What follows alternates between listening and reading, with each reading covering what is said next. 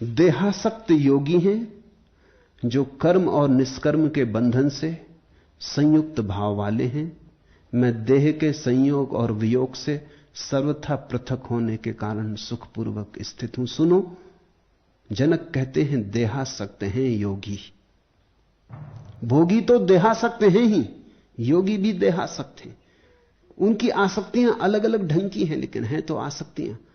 भोगी फिक्र करता खूब सजा ले अपने जीवन को, भोगी फिक्र करता देह के लिए सब सुख साधन जुटा ले, सैया बना ले मखमल की, और त्यागी फिक्र करता आसन जमा के बैठ जाए, सिद्धासन सीख ले, योगासन सीख ले, हठ योग लगा ले, श्वास पे काबू पा ले। मगर चेष्टा दोनों की शरीर पर ही लागू है। होगी योगी की चेष्टा शायद भोगी से बेहतर, लेकिन भिन्न नहीं। तल एक ही है, आयाम एक ही है। कर्म नैष्कर्म निर्बंध भावा देहस्य योगिना संयोगा योग विरहात अहम आसे यथा सुखम।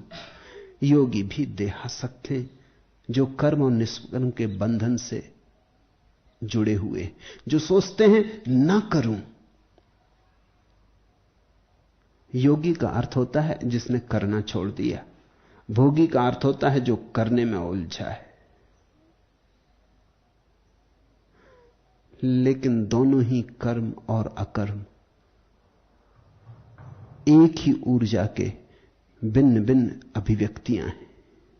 तो जनक कहते हैं मैं देह के संयोग और वियोग से सर्वथा पृथक होने के कारण सुखपूर्वक स्थित हूं।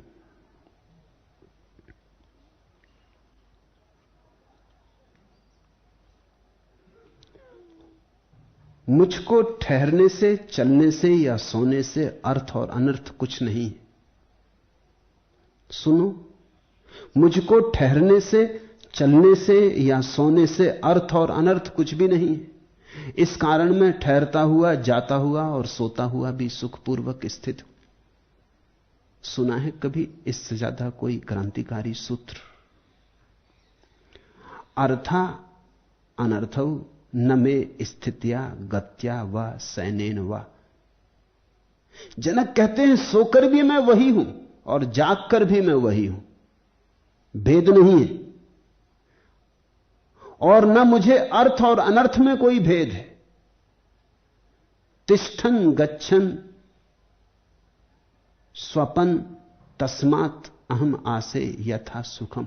मैं तो नींद आ जाती तो सो जाता, चलना होता तो चल लेता, बैठना होता तो बैठ जाता। ज़ेन फकीर निरंतर यही कहते रहे।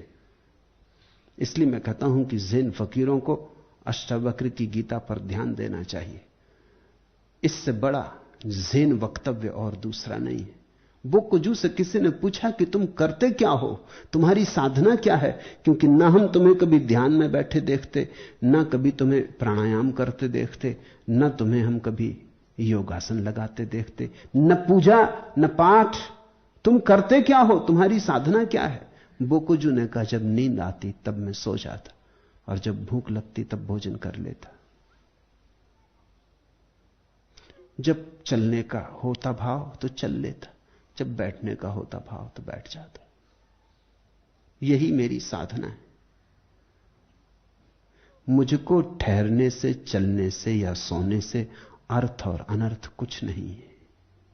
इस कारण मैं ठहरता हुआ, जाता हुआ, सोता हुआ भी सुखपूर्वक स्थित हूं। अब कोई चुनाव ना रहा। एक युवक को मेरे पास लाया गया, उसका दिमाग खराब हुआ जा रहा था। विश्वविद्यालय का विद्यार्थी था। मैंने पूछा तुझे हुआ क्या, तुझ पर कौन सी मुसीबत आ गई, ये दिमाग को इतना अस्त व्यस्त क्यों कर लिया? उसने कहा कि मैं स्वामी शिवानंद का शिष्य हूं, उनकी ही किताबें पढ़ पढ़ के योग साधन कर रहा हूं। तो स्वामी शिवानंद ने लिखा है कि 5 घंटे से ज्यादा मत सोना। तो मैं 5 घंटे सोता हूं। और लिखा है 3 बजे रात उठाना, तो मैं 3 बजे रात उठाता हूं। अब 3 बजे रात जो उठेगा उसे दिन में नींद आएगी। और विश्वविद्यालय का विद्यार्थी था, तो दिन में मुझे नींद आती। तो किताबों में खोजबीन की तो शिवानंद ने लिखा है कि दिन में नींद आए तो उसका अर्थ है कि तुम्हारा भोजन तामसी, तो भोजन को शुद्ध करो। तो मैं सिर्फ दूध पीता हूं तो कमजोर होने लगा, इधर सिर्फ दूध पीने लगा तो कमजोर होने लगा, उधर रात नींद कम कर ली तो नींद से जो विश्राम मिलता था वो समाप्त होने लगा, मन के तंतु टूटने लगे, तो विक्षिप्तता की हालत आने लगी।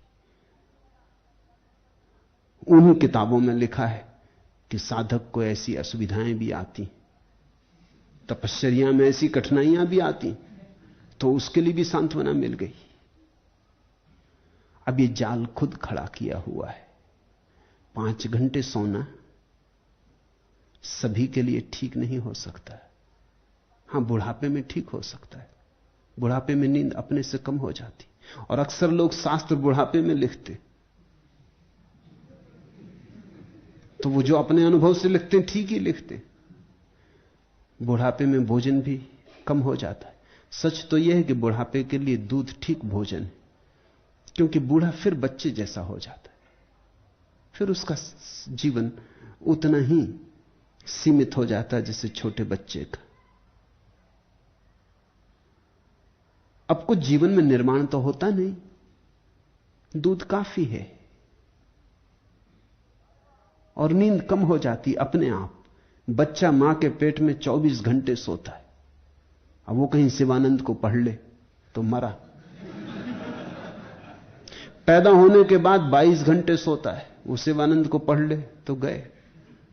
फिर 20 घंटे सोएगा, फिर 16 घंटे सोएगा, जवान होते होते 8 घंटे सोएगा, 7 घंटे सोएगा। ये स्वाभाविक है।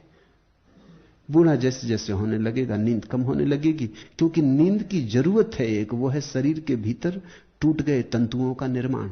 बूढ़े आदमी के तंतुओं का निर्माण होना बंद हो गया, इसलिए नींद की जरूरत ना रही।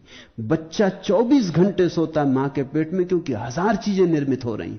नींद चाहिए, गहरी नींद चाहिए, ताकि कोई बाधा ना पड़े, सब काम चुपचाप होता रहे।